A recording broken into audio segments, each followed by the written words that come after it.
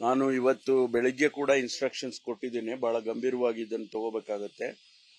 ಮತ್ತು ಯಾರು ಈ ರೀತಿ ಮನಸ್ಥಿತಿ ಇದೆ ಅವ್ರನ್ನ ಸ್ವಲ್ಪ ನಾವು ಐಡೆಂಟಿಫೈ ಮಾಡಬೇಕಾಗ್ತದೆ.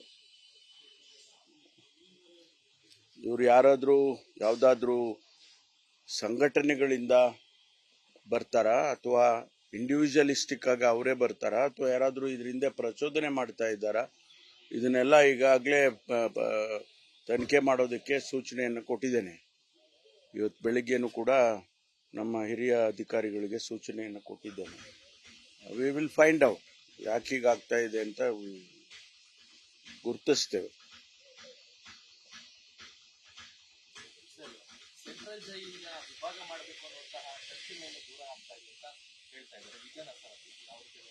ಇಲ್ಲ, ಸದ್ಯಕ್ಕೆ ಆ ಪ್ರಪೋಸಲ್ಸ್ ಯಾವುದೂ ಇಲ್ಲ. ಆದರೆ ಅದನ್ನ ಬಿಗಿ ಮಾಡಬೇಕು, ಎಲ್ಲ ಬಂದಿಖಾನೆಗಳನ್ನ ಇಡೀ ರಾಜ್ಯದಲ್ಲಿ ಬಿಗಿ ಮಾಡಬೇಕು, ಅದು ಸೆಕ್ಯೂರಿಟಿ ಸ್ವಲ್ಪ ಇನ್ನೂ ಟೈಟನ್ ಮಾಡಬೇಕು ಅಂತೇಳಿ ಅದ್ರ ಬಗ್ಗೆ ಚರ್ಚೆ ಮಾಡಿದ್ದೇವೆ. ನಮಗೆ ಇಲ್ಲಿಯವರೆಗೂ ರೆಕ್ರೂಟ್ಮೆಂಟು, ಜೈಲ್ಗೆ ಸಿಬ್ಬಂದಿ ರೆಕ್ರೂಟ್ಮೆಂಟು ಬಹಳ ವರ್ಷಗಳಿಂದ ಆಗಿಲ್ಲ. ಈಗ ಪ್ರಪೋಸಲ್ಸ್ ಕೊಟ್ಟಿದ್ದೇವೆ, ಅದನ್ನೆಲ್ಲ ಈಗ ಮಾಡಿ ಸ್ವಲ್ಪ ಅದನ್ನ ಸ್ಟ್ರೆಂಥನ್ ಮಾಡ್ತೇವೆ. ಪ್ರಪೋಸಲ್ಸು ಡಿವೈಡ್ ಮಾಡೋದಕ್ಕೆ ಯಾವುದು ಪ್ರಪೋಸಲ್ ಸದ್ಯಕ್ಕೆ ಇಲ್ಲ.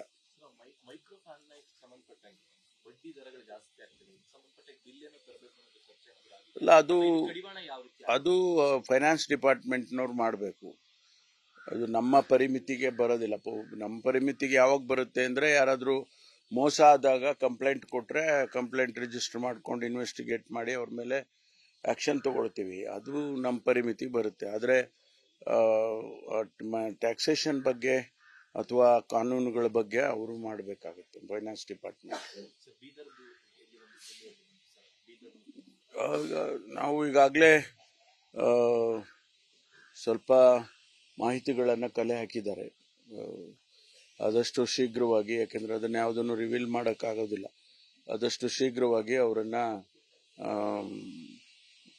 ಸೆಕ್ಯೂರ್ ಮಾಡೋದಕ್ಕೆ ಪ್ರಯತ್ನ ಮಾಡ್ತಿದ್ದೇವೆ. ಅದು ಅಷ್ಟೇ, ಮಂಗಳೂರಿದು ಅಷ್ಟೇ. ಮಂಗಳೂರಿನಲ್ಲೂ ಕೂಡ 2 ಕಾರು ಉಪಯೋಗಿಸಿದ್ದಾರೆ. ಅದು ಕೂಡ ನಮಗೆ ಕೆಲವು ನಿಖರವಾದ ಮಾಹಿತಿಗಳು ಸಿಕ್ಕಿದ್ದಾವೆ. ಅದನ್ನು ಟೀಮ್ಗಳು ಸೆಟಪ್ ಮಾಡಿ ಈಗಾಗಲೇ ಕಳಿಸಿದ್ದಾರೆ. ಎಲ್ಲೆಲ್ಲಿಗೆ ನಮಗೆ ಮಾಹಿತಿ ಇದೆ ಅಲ್ಲಿ ಟೀಮ್ಗಳು, ಅಲ್ಲೂ ಕೂಡ ಅಷ್ಟೇ, ಬಿದರ್ದು ಅಷ್ಟೇ, ಇಲ್ಲೂ ಅಷ್ಟೇ 4-6 ಟೀಮ್ಗಳು ಹೋಗಿದ್ದಾವೆ.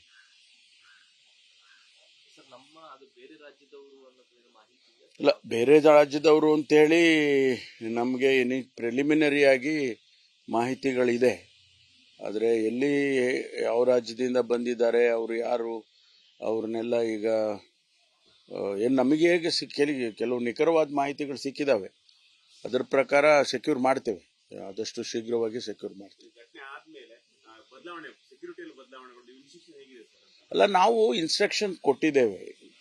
ಸಿ ATM ಇದಾವಲ್ಲ, ATMಗಳಿಗೆ, ಬ್ಯಾಂಕ್ಗಳಿಗೆ ಎಲ್ಲ ನಮ್ಮಿಂದ ಇನ್ಸ್ಟ್ರಕ್ಷನ್ಸು, ರೆಗ್ಯುಲರ್ ಇನ್ಸ್ಟ್ರಕ್ಷನ್ಸು ಹೋಗ್ತಾ ಇರುತ್ತೆ.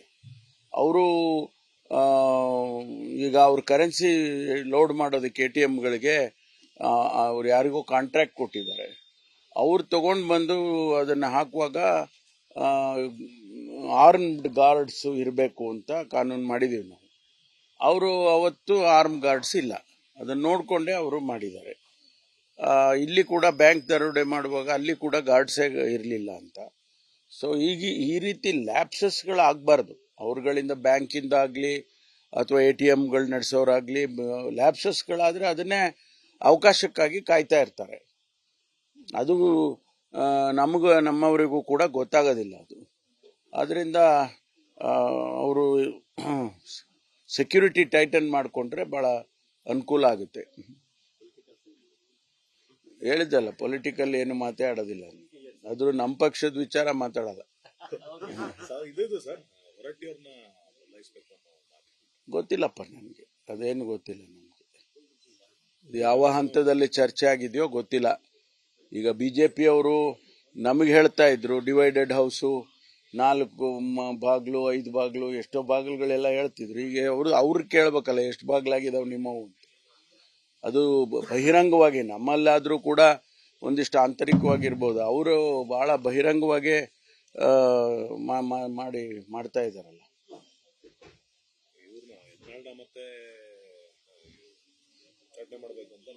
ಇಲ್ಲ, ಅದ್ರ ಬಗ್ಗೆ ನಾವು ಚರ್ಚೆ ಮಾಡೋಕ್ಕಾಗಲ್ಲ. ಯಾಕೆಂದ್ರೆ ಅದು ಅವ್ರ ಪಕ್ಷದ ವಿಚಾರ, ಅದೇನೋ ಮಾಡ್ಕೊಳ್ಳಿ ಅವರು. ಅಲ್ಲ, ಅವ್ರು ನಮ್ಗೆ ಹೇಳ್ತಾ ಇದ್ರಲ್ಲ ಅಂತ ಹೇಳಿದೆ ಅಷ್ಟೇ. ಅವ್ರು ನಮಗೆ ಹೇಳ್ತಿದ್ರಲ್ಲಪ್ಪ ಈಗ ನಿಮ್ದೇನು ಅಂತ ಕೇಳ್ಬೇಕಂತ ಅಷ್ಟೇ. ಬಿಟ್ರೆ ಅವ್ರು ಒಳಗಡೆ ಏನ್ ಮಾಡ್ಕೊಳ್ತಾರೋ ಅದು ಅವ್ರಿಗೆ ಬಿಟ್ಟಿರೋದು. ಇವತ್ತು ಹೋಗ್ತಾ ಇದೀವಿ ನಾವೆಲ್ಲ. ನಾನು ಸಾಯಂಕಾಲ ಮುಖ್ಯಮಂತ್ರಿಗಳ ಜೊತೆಯಲ್ಲೇ ಹೋಗ್ತೇನೆ. ಕನ್ನಡಿಗರ ಮೆಚ್ಚಿನ ನಿಮ್ಮ ನ್ಯೂಸ್ 18 ಕನ್ನಡ ಈಗ ವಾಟ್ಸ್ಆಪ್ನಲ್ಲಿಯೂ ಲಭ್ಯ.